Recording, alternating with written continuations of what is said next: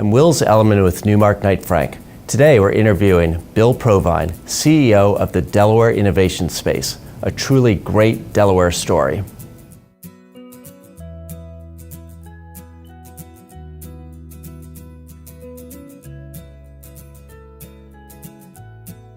An important question on the foundational question on forming the Delaware Innovation Space is why even do it, right? Why is that needed?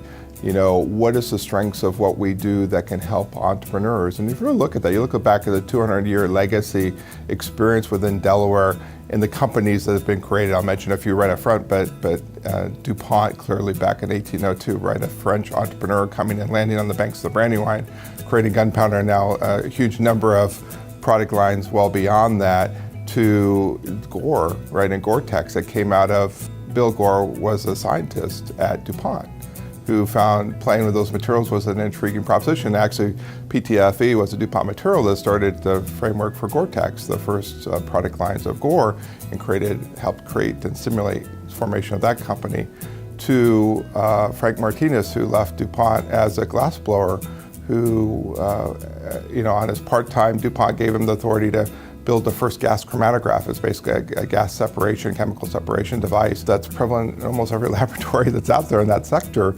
And he started it from his DuPont heritage, and with that created the baseline for what we call today as Agilent technologies, right? So with all of this is how to get the tools in the hands of the entrepreneurs. So at the Delaware Innovation Space, we're supporting that science entrepreneur on their journey, right? And their journey is from concept of idea through exit, really, if you're an entrepreneur, right? And that exit then moves the product closer and closer to the market. Well, during that journey, of course, every phase of that journey requires funding, right? In terms of how they raise that funding. Well, we help entrepreneurs point them in the right directions. First, hopefully to non-dilutive funding, so the SBIR grants, the government contract grants, the way to structure an industrial partnership to progress you forward in a way that doesn't dilute your equity. We then, at the right time, start to make those introductions to a variety of different angel groups around the country and around the region for opportunities for investment as well as VC connections. That's where we use our bridges back to my heritage in DuPont and the heritage of my staff, which Mike Patterson came himself out, was a CEO of a small company. Be able to teach those young entrepreneurs how to make those bridges and make those contacts and work with them on their pitches so it resonates once they do have that introduction and that relationship to land that next investment, depending on what phase they're at towards their journey towards the exit. Our foundational partnership with DuPont, the University of Delaware, and the state was foundational. Without that, we couldn't have created the Delaware Innovation Space, but now we've added additional partners.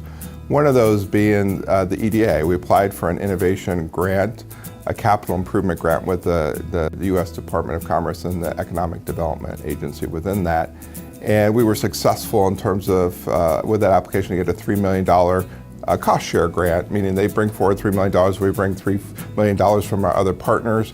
And right now we're in the design phase of a $6 million capital improvement project. So we're going to take a great building, a great innovation space, but push it to that next level, right? To really inspire people with just loving being there every day. Not that they don't already do, but they're going to love it even a little bit more, and add additional capabilities. And one of those structurally, what we need to do to convert what we got, which is predominantly started off as a very great building, but was more designed for a one company, larger company environment to put different nuggets within the building structure to really, especially on the very early stage companies, the ones I mentioned that maybe are just a couple of people, to give them a private home where they can come in with just a very limited footprint and a low cost point, right? So they can come in at very low cash burn rate perspective and be able to then propagate their ideas forward to then get the proof of concept for that next tranche of funding.